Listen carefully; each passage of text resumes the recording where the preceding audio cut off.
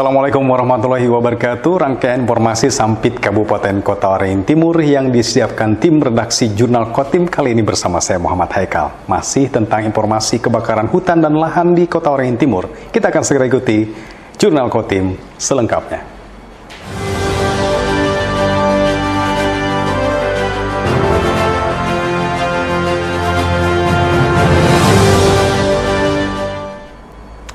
Pemirsa, warga perumahan Tidaraya Kelurahan Bamang Barat, Kecamatan Bamang, Kabupaten Kota Waringin Timur dibuat panik karena kebakaran lahan terjadi dekat pemukiman mereka. Petugas berjibaku memadamkan api untuk menyelamatkan kawasan pemukiman dari ancaman kebakaran lahan. Kepulan asap tebal Kamis 31 Agustus sore membumbung tinggi di sekitar kawasan perumahan Tidaraya RT 09 RW 03 Kelurahan Bamang Barat.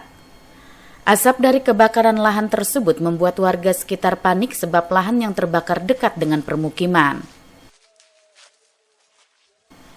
Kuatnya tiupan angin yang terjadi pada sore itu membuat kobaran api membesar dan kebakaran lahan yang ditumbuhi semak belukar semakin luas. Kondisi itu membuat proses pemadaman harus berlanjut hingga malam hari. Parahnya lagi, api yang membakar lahan terus menjalar semakin mendekati bangunan rumah warga hingga nyaris terbakar. Kondisi itu tentunya membuat warga semakin panik, apalagi di lokasi itu merupakan kawasan padat penduduk. 4 unit mobil pemadam kebakaran milik Dinas Damkar serta BPBD dibantu 1 unit mobil tangki milik relawan dikerahkan untuk memadamkan kebakaran lahan gambut tersebut. Karena kondisi semakin mengkhawatirkan, petugas harus berjibaku lebih keras melokalisir api untuk menyelamatkan bangunan rumah warga dari ancaman kebakaran lahan yang terjadi. Ya, perumahan aja lah terutama. Perumahan yang kita khawatirkan. Ini kan dekat rumah-rumah warga, ada rumah yang ikut terbakar lah Pak RT dari peristiwa ini. Hampir terbakar, tapi alhamdulillah masih bisa diselamatkan paling ujung gitu tadi. Paling ujung, tapi diamankan. Sudah diamankan di lewat samping ini, samping Walet itu karena di jalan rumah ada rumah panggung, rumah kayu semua. Tapi alhamdulillah aman, selamat ya. Hanya lagi api lagi ke sini. Angin kebetulan waktu kejadian ini kencang banget. Upaya penanggulangan kebakaran lahan yang menjadi momok bagi warga karena dekat dengan permukiman ini juga harus dihadapkan dengan minimnya sumber air di sekitar lokasi.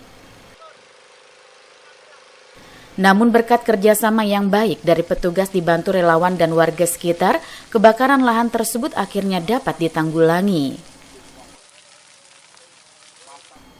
Mashud Badarudin, Hayat TV. Sementara itu, kebakaran hutan dan lahan di Kota Waringin Timur terus meluas hingga ke titik yang sulit dijangkau jalur darat, sehingga butuh helikopter bom air untuk memadamkan lewat udara. Namun penerbangan helikopter kerap terganggu dengan banyaknya layang-layang. Kebakaran hutan atau lahan di Kota Waringin Timur terus terjadi dalam setiap harinya.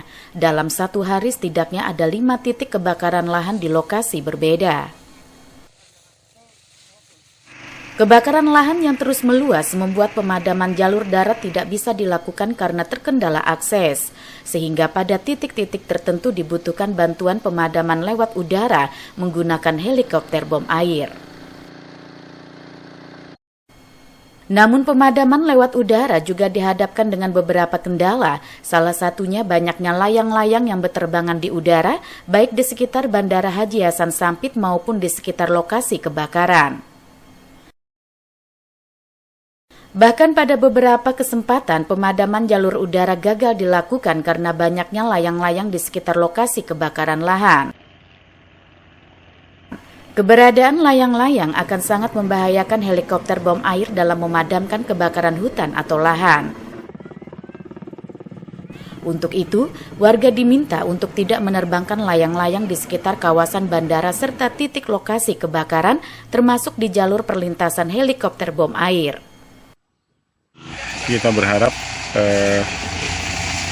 peran serta masyarakat diantara salah satu jangan nerbangkan layang-layang dulu. ya, karena layang-layang itu sangat membahayakan bagi penerbangan heli. Dan ada beberapa kali kejadian teman-teman di Satgas Udara merasa keberatan dengan banyaknya layang-layang yang berterbangan, karena teman-teman heli terbangnya pasti rendah, ya, beda dengan penerbangan udara yang lain. Dan ini kita minta, dan Pak Kapolres juga sudah mengingatkan kepada kita untuk jangan menerbangkan layang-layang, terutama di jalur-jalur kebakaran lahan dan hutan, dan di jalur-jalur di mana perjalanan kereta heli, baik dari Teluk Sampit, Mentahir di Selatan, tolong dibantu. Sementara itu hingga saat ini setidaknya telah ada lebih dari 500 hektar hutan atau lahan terbakar di Kota Waringin Timur. Kebakaran hutan atau lahan terus marak membuat kabut asap kerap muncul menyelimuti Kota Sampit terutama saat pagi hari, serta membuat kualitas udara di daerah setempat dinyatakan tidak sehat. Masud Badarudin, Hayat TV. Masih dari informasi kebakaran hutan dan lahan, pemirsa, sejak maraknya kebakaran hutan atau lahan di Kabupaten Kota Waringin Timur sudah ada lebih dari 500 hektar hutan atau lahan yang terbakar dengan 154 kejadian. Kondisi ini berimbas pada semakin buruknya kualitas udara di daerah setempat. Berdasarkan data Pusat Pengendalian Operasi atau Pusdalops Karhutla BPBD Kota Waringin Timur, hingga Rabu 30 Agustus sudah ada 500 hektar lebih hutan atau lahan terbakar di Kota Waringin Timur. Wilayah terparah mengalami kebakaran hutan dan lahan ini terjadi di Kecamatan Mentau Baru Ketapang dengan luasan mencapai 250 hektar lebih. Kemudian Kecamatan Baamang seluas hampir 100 hektar dan Kecamatan Kota Besi sekitar 60 hektar. Kepala BPBD Kota Waringin Timur Multajam menyebut, peristiwa kebakaran hutan atau lahan yang terjadi di tahun 2023 ini terbilang lebih parah dari yang pernah terjadi pada tahun 2019 lalu. Tingginya tingkat kekeringan akibat kemarau panjang menjadi faktor utama yang menyebabkan kebakaran hutan dan lahan sulit teratasi. Selain karena kebakaran yang umumnya terjadi di lahan gambut, sumber air di sekitar lokasi kebakaran juga semakin sulit diperoleh, sehingga perlu adanya upaya lebih untuk mendapatkan sumber pasokan air jauh dari lokasi kebakaran. Bahwa Kabupaten Kota Waringin Timur ada kurang lebih 1.000 lebih hotspot yang terjadi, kemudian luas yang terbakar, kalau kita berhitung sejak siaga itu ada sekitar 460-an hektar. Tetapi kalau kita tarik mundur sejak bulan Januari memang lebih dari 500 hektar yang sudah terbakar. Nah, 400 lebih hektar itu adalah diindikasikan dengan yang cepat kita tangani hanya sekitar 120 dari 136 kejadian. Tentunya kedepannya ini kita akan lakukan peningkatan penanganan kembali. Permasalahan di lapangan terkendala pada kondisi air yang tersedia yang terbatas untuk pemadaman, kemudian juga peralatan yang terus terang terbatas. Tetapi dengan ada bantuan dari BNPB menggunakan waterbombing, pekerjaan di darat agak sedikit lebih mudah, sehingga bisa kolaborasi ini kalau bisa terus berlanjut, dan kita harapkan ke depannya kita bisa selesaikan sesuai perakiraan BMKG bahwa minggu ketiga September mudah-mudahan kita sudah memasuki musim. Akibat semakin maraknya kebakaran hutan atau lahan yang terjadi, membuat kabut asap terus menyelimuti wilayah Kota Sampit khususnya pada pagi hari. Kondisi ini juga berdampak pada kualitas udara di daerah setempat yang terus memburuk. Berdasarkan data Indeks Standar Pencemaran Udara atau ISPU, kualitas udara di Kota Waringin Timur dinyatakan tidak sehat. Masud Badarudin, Hayat TV. Sebuah pondok milik warga di Sampit, Kabupaten Kota Waringin Timur habis terbakar akibat terdampak kebakaran lahan yang terjadi di sekitar lokasi. Hingga saat ini setidaknya telah ada 2 bangunan yang terbakar akibat kebakaran hutan atau lahan. Setelah sebelumnya satu rumah warga di Jalan Pramuka, Kecamatan Mentau Baru, Ketapang habis terbakar akibat kebakaran lahan Kamis 31 Agustus, kebakaran lahan di jalan yang sama kembali menghanguskan satu bangunan pondok warga. Terbakarnya pondok warga ini berlokasi sangat dekat dengan bangunan rumah warga yang sebelumnya juga terbakar akibat dampak dari kebakaran lahan. Petugas BPBD yang mendapat informasi langsung bergegas ke lokasi untuk memadamkan api kebakaran lahan dan pondok tersebut. Apalagi di lokasi itu juga terdapat 2 bangunan rumah permanen yang kondisinya terancam kebakaran lahan. Menurut warga, pondok terbakar akibat kebakaran lahan yang terus meluas. Upaya pemadaman kebakaran lahan sebenarnya sudah berulang kali dilakukan. Namun bara api yang masih tersisa di dasar tanah gambut membuat kebakaran lahan kembali membesar. Warga tidak menyangka jika pondok berukuran 4 x 6 meter persegi itu terbakar. Kobaran api dengan cepat membesar meratakan bangunan pondok. Jika kebakaran lahan terus terjadi, dikhawatirkan 2 rumah di lokasi itu juga akan menjadi korban. Setengah 12. Setengah 12. Pas ajan. Waktu itu sampai lagi ada di sini apa atau gimana Pak? Lagi di belakang rumah aku bertukang. Lindung Pak, nggak ada kelihatan. Sudah kebakaran besar. Merambat tuh Bang, kebakaran limbah anunya tuh. Lahan itu Pak? Lahan tuh. Kan lawas sudah apinya tuh, nggak mati-mati. Khawatir ya, aku hidup pompa tadi airnya nggak jalan. Aku ngehubungi yang punya, ini HP ini nggak bisa nih.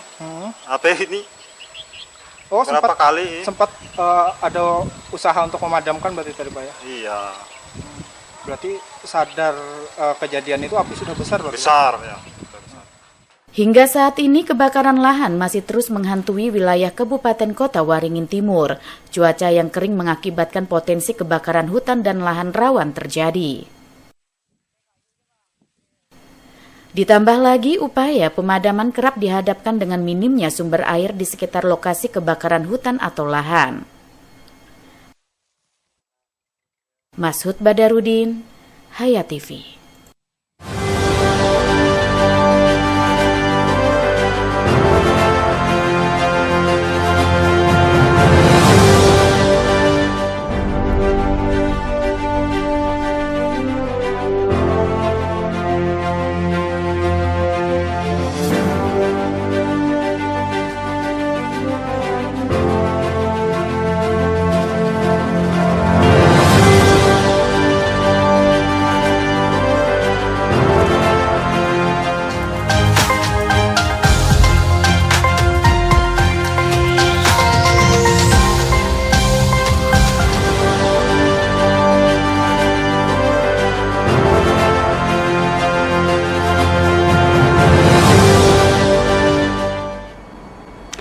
Kita bergeser ke informasi lain. Persatuan Wartawan Indonesia PWI Kabupaten Kota Waringin Timur memperingati hari jadinya yang ke-31 tahun. Dalam momen ini, wartawan yang tergabung dalam organisasi profesi tersebut diharapkan semakin profesional dan menghasilkan karya berita yang berkualitas. Puncak peringatan hari ulang tahun ke-31 PWI Kabupaten Kota Waringin Timur dilaksanakan pada Kamis 31 Agustus di Aula Rumah Jabatan Bupati Kota Waringin Timur. Kegiatan yang diikuti puluhan wartawan yang tergabung dalam PWI Kota Waringin Timur ini diisi dengan syukuran bersama. Kegiatan juga dihadiri oleh sejumlah mitra kerja PWI Kota Waringin Timur dari berbagai instansi yang ada di daerah setempat. Ketua PWI Kota Waringin Timur Siti Fauziah berharap pada usia yang semakin matang, seluruh wartawan yang tergabung dalam organisasi PWI Kota Waringin Timur dapat semakin profesional dalam membuat berita.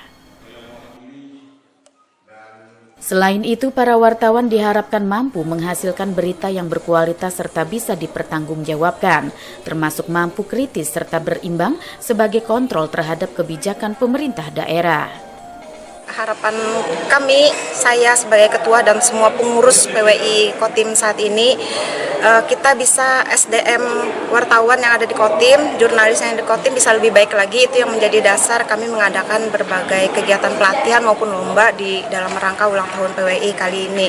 Jadi harapan kami ke depan SDM semua anggota PWI di Kotim, baik yang sudah menjadi anggota maupun belum dan akan menjadi anggota, itu bisa lebih baik lagi dalam menghasilkan karya-karya jurnalistik yang berkualitas dan bermanfaat serta bisa dipertanggungjawabkan. Dan yang pasti kita juga ingin semakin memantapkan bagaimana jurnalis itu beretika dan merdeka dalam menghasilkan karyanya. Sebelumnya, PWI Kota Waringin Timur telah melaksanakan sejumlah rangkaian kegiatan, yaitu pelatihan jurnalistik serta lomba menulis berita feature. Kegiatan diikuti para wartawan yang bertugas di Kota Waringin Timur, baik di media cetak dan elektronik. Pada puncak peringatan HUT PWI Kota Waringin Timur ini, turut dilaksanakan penyerahan hadiah kepada para pemenang lomba, di mana terdapat sebanyak 19 peserta yang mengikuti lomba pada lomba membuat berita feature tersebut. Mashud Badarudin, Hayat TV.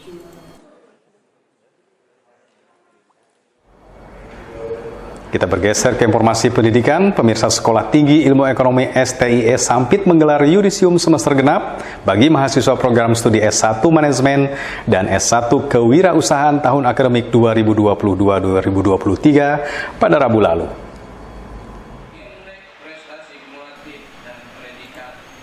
Prosesi yudisium bagi sebanyak 139 mahasiswa-mahasiswi STIE Sampit ini diawali dengan pembacaan surat keputusan oleh Wakil Ketua 1 Ahmad Rudini tentang penetapan lulusan sebanyak 139 mahasiswa terdiri dari 128 sarjana manajemen dan 11 sarjana kewirausahaan tahun akademik 2022-2023. Yudisium menjadi rangkaian yang tidak terpisahkan dengan wisuda sebagai syarat untuk mengikuti wisuda, ungkap Rudini. Yudisium juga sebagai simbol pelepasan status mahasiswa sebagai alumni. Peserta yudisium akan menghadapi tantangan yaitu bagaimana mengimplementasikan ilmu yang diperoleh selama perkuliahan di dunia yang dipilihnya. Sementara itu, wajah riang hingga sumringah mulai terpancar dari seluruh peserta yudisium saat menerima surat keputusan dari Wakil Ketua 1 Ahmad Rudini. Berikutnya, Ketua STIE Sampit HM Tamrin Nur mengalungkan logo alma mater yang disambut dengan penuh sukacita oleh para lulusan sarjana manajemen dan sarjana kewirausahaan tersebut. Ketua STIE Sampit HM Tamrin Nur mengucapkan selamat kepada para mahasiswa yang telah berhasil menyelesaikan perkuliahan hingga berhasil meraih gelar sarjana. Kebanggaan seorang guru adalah melihat muridnya sukses dan berhasil. Tatap masa depan yang penuh dengan tantangan, cobaan, dan hambatan, serta gunakan keilmuan untuk menatap masa depan, harapannya ilmu akan bermanfaat dan memperoleh kesuksesan di kemudian hari. Makanya tantangan saya bilang, kalian akan menghadapi persoalan yang berat ke depan. Ekonomi, sosial, budaya, politik. Tapi kalian harus optimis. Tidak ada sesuatu yang tidak ada jalan keluar, kecuali mati, kecuali maut. Nah, harapan saya kepada mereka supaya menghadapi dengan sabar, dengan semangat, ya, dengan tenang, cari solusi yang terbaik, komunikasi, koordinasi, selalu mengambil langkah-langkah positif, ya, inovasi, kreatif, dan harus membaca situasi. Situasi harus dibaca. Peluang-peluang banyak. Di Kotim ini peluang banyak kok. Tergantung kita juga ya. Kita mau menjadi entrepreneur, mau menjadi pengusaha, mau menjadi leader, itu pasti ada jalan. Sementara itu, menurut salah satu peserta yudisium, Lestari Yana Widiawati, menyatakan banyak hal dan pengalaman yang didapat selama mengenyam pendidikan di perguruan tinggi. Berkat bimbingan dari para dosen, akhirnya dapat menyelesaikan studi beserta ilmu yang diperoleh. Untuk seluruh kampus, mengucapkan banyak terima kasih pada semua pihak dosen dan staf yang sudah memberikan terbaik buat kami untuk belajar di sini. Banyak hal yang kami temukan, kami yang awalnya mahasiswa baru, kami bisa belajar karakter, kami dibentuk menjadi orang yang benar-benar bisa berproses dan bertumbuh di Sekolah Tinggi Ilmu Ekonomi. Dan untuk teman-teman semuanya yang hari ini telah melakukan yudisium di Sekolah Tinggi Ilmu Ekonomi Sampit, selamat untuk gelar barunya. Untuk ini merupakan tahap awal untuk bisa melangkah ke depan menuju masa depan, lebarkan sayapnya, kembangkan bakatnya, berkarir, yang mau jadi entrepreneur, karyawan, pengusaha, itu jangan pernah sia-siakan, berani mencoba. Perjuangan hidup belum usai sebab masih banyak tantangan di depan yang harus dihadapi. Dengan semangat dan optimisme, rintangan tersebut pasti dapat dihadapi. Nurmansa, Hayat TV.